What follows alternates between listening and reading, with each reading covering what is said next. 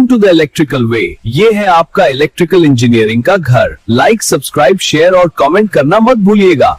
जब हम कोई स्विच ऑन करते हैं तो सब कुछ कितना आसान लगता है ना। बस एक बटन दबाया और बल्ब जल उठा, मोटर चलने लगी। लेकिन क्या हमने कभी ये सोचा है कि उस एक स्विच के पीछे तारों के अंदर असल में क्या कुछ चल रहा होता है?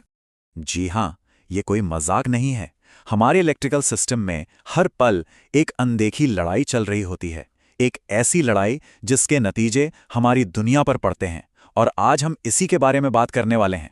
तो चलिए इस अदृश्य लड़ाई की तह तक चलते हैं। इस पूरे संघर्ष का जो मुख्य किरदार है उसे कहते हैं पावर फैक्टर। ये असल में अलग अलग तरह की बिजली की ताकतों के बीच एक खींचतान है, और इसे समझना बहुत जरूरी है। तो अब वक्त है जांच के अगले पड़ाव का, जहां हम इस पूरी कहानी के सबसे अहम कॉन्सेप्ट को समझेंगे। चलिए पता लगाते हैं कि आखिर ये पावर फैक्टर है क्या भला। देखिए, सीधे साधे शब्दों में कहें तो पावर फैक्टर बस एक स्कोर है। ये स्कोर बताता है कि हम बिजली का कितना अच्छे से इस्तेमाल कर पा रहे हैं। सोचिए, अगर किसी सिस्टम का पावर फैक्टर 1 है तो इसका मतलब है कि वो एकदम परफेक्ट है, जरा भी बर्बादी नहीं हो रही। लेकिन असल दुनिया में ऐसा बहुत कम होता है। इसे और आसानी से समझने के लिए दो किरदारों की कल्पना कीजिए। एक है काम करने वाला, यानी रियल पावर। यही वो शक्ति है जो असल में मोटर चलाती है या बल्ब जलाती है। और दूसरा है मुफ्तखोर, यानी रिएक्टिव पावर। ये जरूरी तो है, लेकिन कोई असली काम नहीं करता। ये बस सिस्टम पर एक बोझ की तरह है। तो सवाल ये है कि ये मुफ्तखोर पावर आती कहाँ से है? ज़्यादातर ये उन मशीनों से आती है जिन्हें काम करने के लिए मैग्नेटिक फील्ड की ज़रूरत होती है, जैसे कि मोटरें, ट्रांसफार्मर और कंप्रेसर। इन्हीं को हम इंडक्टिव लोड कहते हैं, और यही हैं कम पावर फैक्टर के असली गुनहगार। अच्छा, तो इन दोनों तरह की पावर के बीच के रिश्ते को समझने का सबसे अच्छा तरीका है पावर ट्रायंगल। ये तस्वीर हमें साफ साफ दिखाती है कि कैसे काम करने वाली पावर, मुफ्तखोर पावर और इन दोनों से मिलकर बनी कुल पावर एक दूसरे से जुड़ी हुई हैं। चलिए अब जरा अपराध स्थल का मुआयना करते हैं।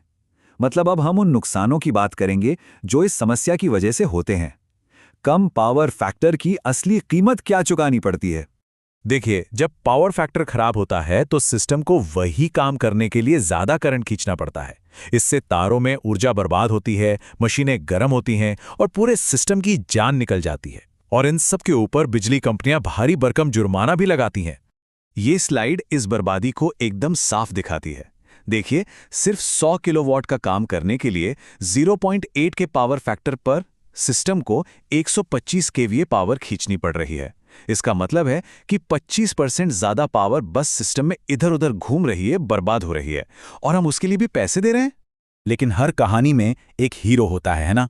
तो इस समस्या का भी एक समाधान है, और उसका नाम है पावर फैक्टर करेक्शन। यही वो तरीका है जो इस पूरे शक्ति असंतुलन को ठीक कर सकता है। और ये काम कैसे करता है?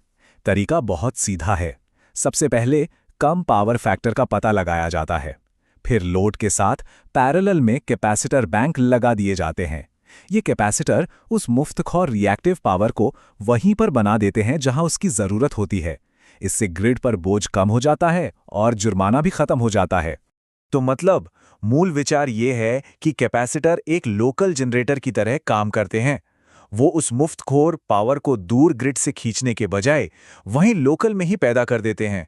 इससे पूरा सिस्टम कहीं ज्यादा कुशल और असरदार बन जाता है।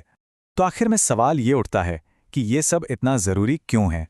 देखिए, ये सिर्फ एक इंजीनियरिंग का कॉन्सेप्ट नहीं है। इसका सीधा असर किसी भी बिजनेस के मुनाफे और उसके भविष्य पर पड़ता है। ये टेबल पूरी कहानी एक नज़र में बयां कर देती है।